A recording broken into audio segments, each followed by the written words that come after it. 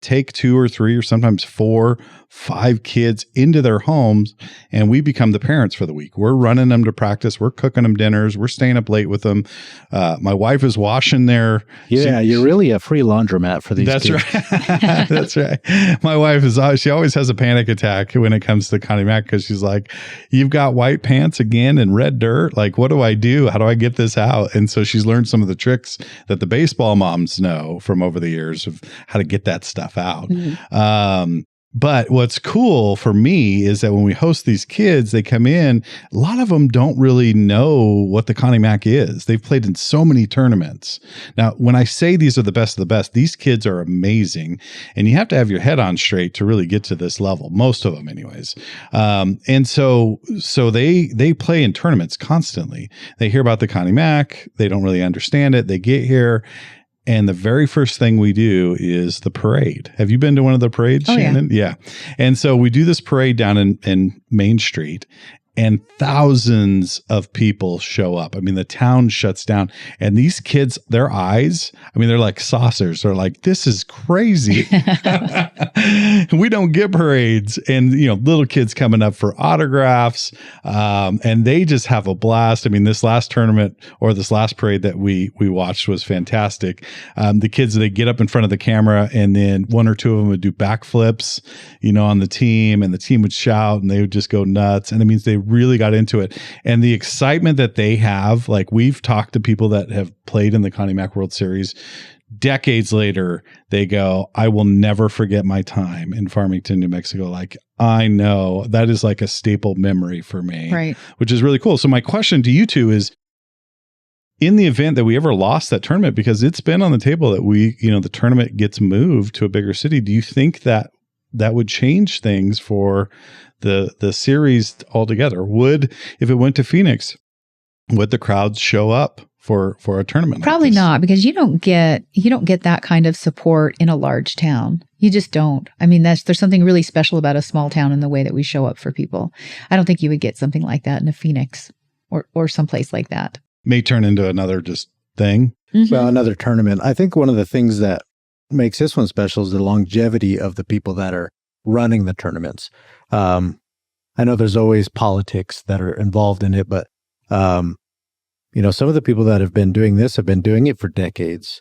And so I think, going back to what you said about coaching, a lot of tournaments, you're like, when am I playing tomorrow? It's like, we don't know yet. We still got to do the brackets. Connie Mack there's never a question of what's going on. It's run so well. Yeah. Yeah, we got the tournament down pat. Oh yeah, 60 times. Yeah, there's always some adjustment that needs, and there's always some,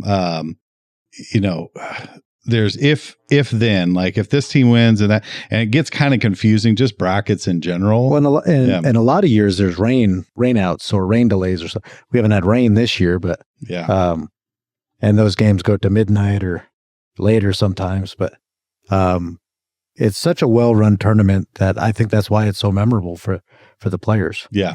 And then the connections you make with those players is pretty incredible. And they really, because most of these kids won't go on and play professional ball. I mean, there's a good amount that do, but it's really about catching these kids when they're in their high school prime, and helping maybe give them a third perspective on their lives. Of course, they have their parents that they've been, under the wing for all these years. Now they're in the house with a different set of parents that they've just met, and to have that bond for a week or 10 days with those kids, it's really pretty special, because you can put a little stamp on their lives and help encourage the behaviors, the things that you see that they are doing really well. And also maybe curb some things that, some self-doubt or some things that you can see that could be problematic for them. And they'll actually listen, because you're not their parents. Right. And so, I mean, how did you, it's one of those things that when it's told to you all the time, day in and day out, you don't listen, you turn it off. But if someone new says something, then it's usually hits home a little bit better. Right. Well, one of the good things about this tournament too is it draws, like this year, Tim Tebow came and talked in one of the last days. They have local people doing, like I've done the invocation a couple of times, and I know Bracy, your daughter, Was this her second time? Second time. She Yep. did the national anthem. That's amazing. Yeah. Yep. She's too young to be scared. Right. Well, I should say this. So Bracy got up there last year and sang in front of a packed house, and she did phenomenal. She did really well. Now, before that, a few days before that, she sang the national anthem to open the parade, but she walked the last quarter mile, and so she was out of breath. And keep in mind she was 13 years old then. They hand her a microphone. She sings. She doesn't do her best performance. In our eyes, she did wonderful, but in her eyes, she didn't do her best performance. And so it kind of rocked. That was the first time it kind of rocked her. Like, wow, I'm singing in front of people. She's been singing her whole life in front of people. This is the first time it went, wow, I could mess up. And that kind of stings. Mm-hmm. So I was so proud of her because a few days later, she actually sang in front of a packed crowd at Ricketts at the night game, and she killed it. Fast forward a year, this year, she had to sing at the parade again and do the same performance. And those jitters got her. And in fact, we were sitting in this room, and we were talking to her, and she was working her way through it. And to her credit, she stood up there and grabbed that microphone and went down and did that parade again, which was really cool to see. I was more proud that she overcame that than, singing good or whatever else. Like, that takes a lot. So she's at that age now where she's like, okay, if I mess up, it's kind of scary. So it was a good thing. Very proud of her. But those are the kinds of the cool things. You loop in local kids, local families, local people that have businesses that get into the parade, that support the tournament, that offer out their services. I know, like C Seniors, they donate food to the families, they donate food to the hosts, the kids. There's all kinds of organizations, Taco Bell, Chick-fil-A. Did you guys see my commercial? Which one? I did a commercial for New Mexico Escrow Solutions. You know what? We did see that. I did see that. They were like pressuring me to do one. So I just turned the phone around and said like 20 seconds. So they put it all over the place. All over it. Yep. Oh my gosh. Did see that. Yes, we did. Yep. And New Mexico Escrow Services are fantastic. That's Ashley Strauss Martin's, correct? Yep. Wonderful. Wonderful. So it's really cool. It's a great tournament. I'm doing a lot of talking here, but because I've been pretty heavily involved with it over the years and seen the impact with these kids. Now, we've gone to weddings. We've gone to college football games. Our kids have gone on to play college football and other sports. We've gone to celebrate children being born now. And so, it's really grown our family. They really did become your family. They became our family, which is really, so are you going to host one of these years, no. Shannon? No? Why not?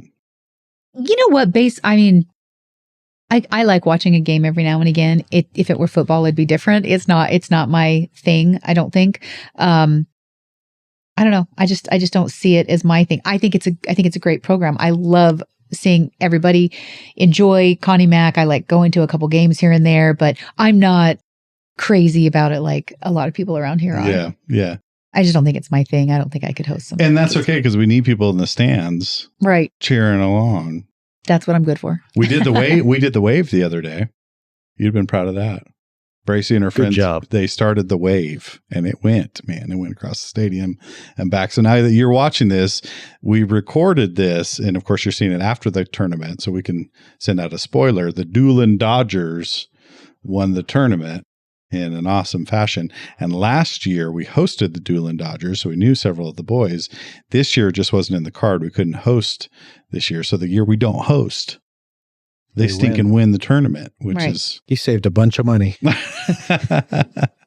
it's fun. With those boys, we stay up and, you play cards till 1 or 2 in the morning. And the next morning you're up at 6 a.m. and cooking breakfast and taking them to practices and whatnot.